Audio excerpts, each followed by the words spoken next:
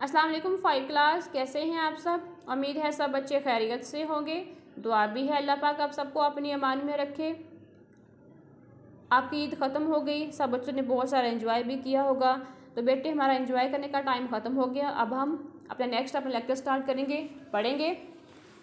हम पढ़ रहे थे ग़ज़वा बदर के हवाले से। आज हम पढ़ेंगे ग़ज़वा उहुद। जैसे मैंने आपको बताया था कि ग़ज़वा जो होता है वो एक जंग होती है जो हिंदू और मुसलमानों के या कफ़ार और मुसलमानों के दरमियान होती है। पहले हमने ग़ज़वा बदर के बारे में पढ़ा, अब हम पढ़ेंगे ग़ज़वा उहुद के बारे में। थोड़ी सी हम इसकी रीडिंग कर लेते हैं कि मदीना मनव्वरा के शुमाल में 5 किलोमीटर के फासले पर एक पहाड़ है जिसे उहुद कहते हैं। इसी पहाड़ के दामन में कफ़ार मक्का और मुसलमानों के दरमियान दूसरा मार्का पेश आया जिसे ग़ज़वा उहुद कहते हैं। मतलब पहला मार्का जो था वो ग़ज़वा बदर था, दूसरा मार्का ग़ज़वा उहुद है। असबाब इसके क्या बने थे। नंबर 1, ग़ज़वा बदर में कुरैश मक्का के 70 अफराद मारे गए जिनमें बड़े बड़े सरदार भी थे और उतने ही कैदी बने थे। इसलिए कुरैश मक्का में इंतकाम की आग भड़क रही थी। यानी हमने जो पीछे हमने सबक पढ़ा था ग़ज़वा बदर के हवाले से, उसमें क्या हुआ था कि मुसलमान जो थे वो जंग जीत गए थे और कुरैश के जो 70 अफराद मारे गए थे, 70 ही कैदी बन गए थे। तो इसलिए उनके दरमियान मुसलमानों से बदला लेने की आग जो थी वो भड़क रही थी। नंबर 2, यहूद की दिली हमदर्दियाँ कफ़ार मक्का के साथ थी। उन्होंने कुरैश को बदर के मकतूलीन का बदला लेने पर उकसाया और मदद का वादा भी किया। नंबर 3, अरब में कुरैश मक्का का बहुत मुकाम था, वो खाना काबा के मतौली भी थे। ग़ज़वा बदर की शिकस्त के बाद इनका गरूर खाक में मिल गया। इसलिए कुरैश मक्का ने अपने वक़ार की बहाली के लिए मुसलमानों से बदला लेना ज़रूरी ख्याल किया। ये 3 वो असबाब थे जो ग़ज़वा उहुद के लिए पेश आए थे कि इनके बाद फिर ग़ज़वा उहुद की जंग हुई थी। तो रीडिंग हमने कर ली है।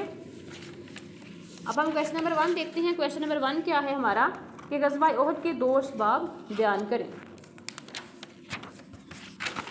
असबाब हमने पढ़े हैं, 3 असबाब हमने पढ़े हैं। पहले जो 2 हैं वो दोनों शॉर्ट हैं, पहले दोनों ही आप कर लीजिएगा। अगर आपको तीसरे वाला अच्छा लगे या आपको लगे कि वो आसान है तो वो कर लेना, लेकिन मेरे ख्याल में आप लोग पहले दोनों असबाब जो हैं वो याद कर लेना। और क्वेश्चन नंबर 2 है हमारा कि मस्जिद नबवी में ग़ज़वा उहुद के बारे में क्या मशवरा हुआ।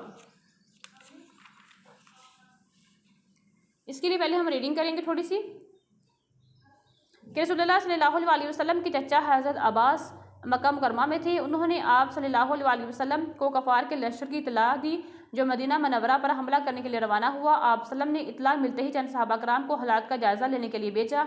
मालूम हुआ कि कफ़ार का लश्कर मदीना मनव्वरा के करीब पहुंच चुका है। आप सल्लम ने सहाबा कराम को मस्जिद नबवी में मशवरे के लिए जमा किया।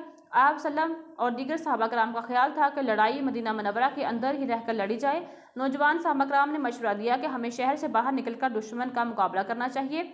आप सल्लम ने नौजवानों के इस शौक़ जहाद को देखकर इनका मशवरा कबूल किया। तो इसका आंसर क्या होगा कि आप सल्लम ने सहाबा कराम को मस्जिद नबवी में मशवरे के लिए जमा किया। आप सल्लम और दीगर सहाबा कराम का ख्याल था कि लड़ाई मदीना मनव्वरा के अंदर रहकर लड़ी जाए। नौजवान सहाबा कराम ने मशवरा दिया कि हमें शहर से बाहर निकलकर दुश्मन का मुकाबला करना चाहिए। आप सल्लम ने नौजवानों को इस शौक़ जहाद को देखकर इनके मशवरे को कबूल किया। ये हमारा क्वेश्चन नंबर 2 है। तो दोनों क्वेश्चन आप अच्छे से याद कर लेना। क्वेश्चन नंबर 1 जो है वो आपके होमवर्क में है, क्वेश्चन नंबर 2 आपने याद करना है और 1 भी याद करना है। और सब बच्चों ने लेक्चर अपना ध्यान से सुना है। जो काम आपको करने को दे दिया गया है सब बच्चों ने अपना काम ध्यान से करना है। अपना बहुत सारा ख्याल रखना। अल्लाह हाफिज़।